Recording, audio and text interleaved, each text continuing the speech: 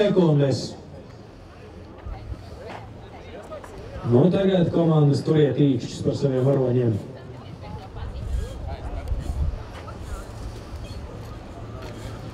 Uzmanību startam.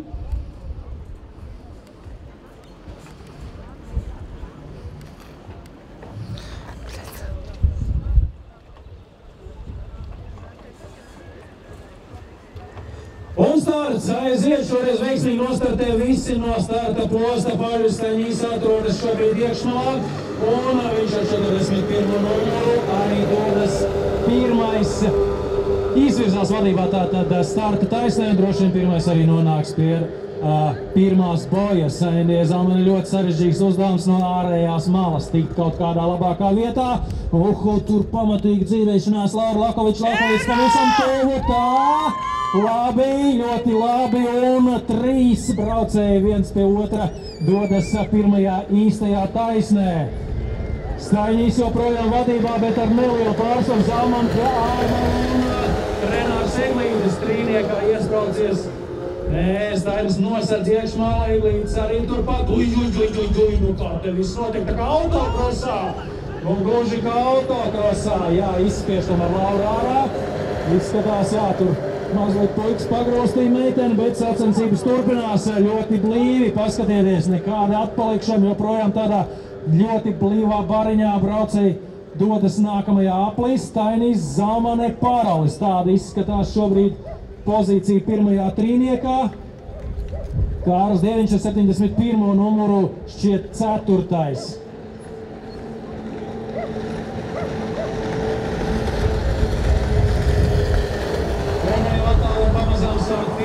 Bet cīņa par pirmo vietu joprojām nav galā ļoti tuvu. Paralis un Zalmane ir sagriežās Dieviņš un aizkavēja Lakoviču arī pie nākamās bojas. Mēs iztiekam bez sadursmes, tas ir galvenais.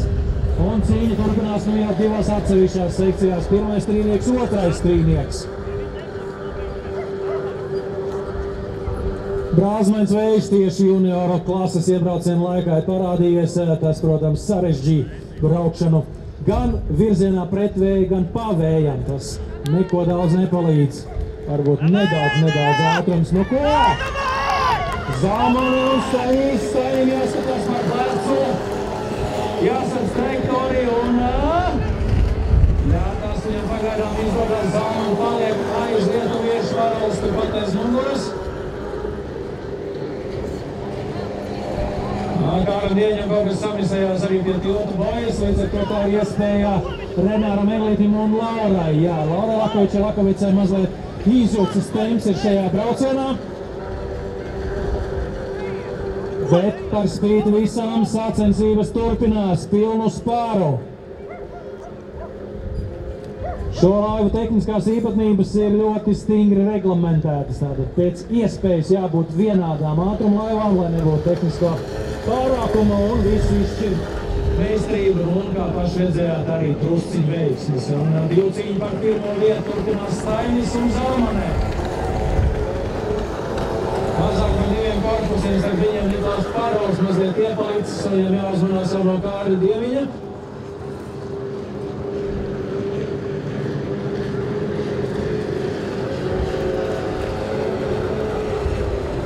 Kas tad no Niklaus ir kļūst manām lēnāks? Kas par vainu? Dieviņš aizsteidz gan arī garām taisnē, un tā tas arī notiek. Viņš arī tiek labākā trajektorijā pie nākamās bojas, un mums ir jauna 3. pozīcija. Dieviņš izvirzās priekšā Niklauvam Paralim. Pagaidām nezinām iemeslu dēļ.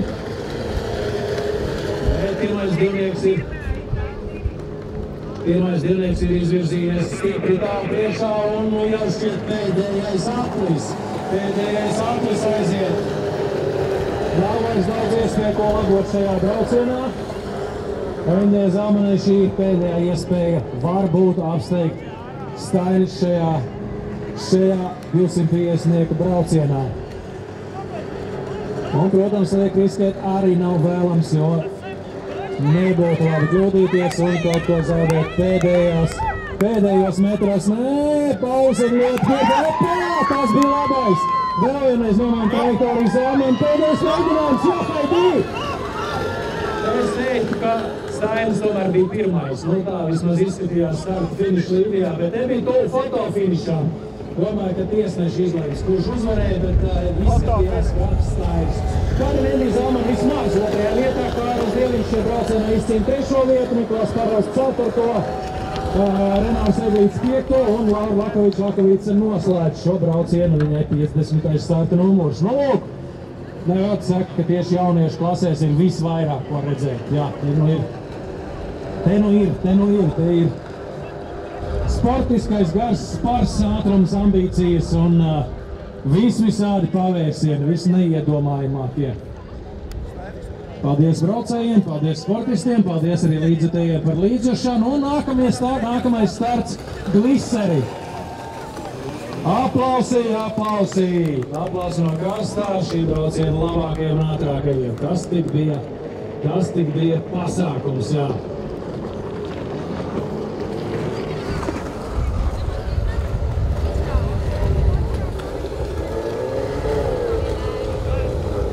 Un tā, 250 dodas malā un mēs šobrīd jau redzam, kā tiek laistas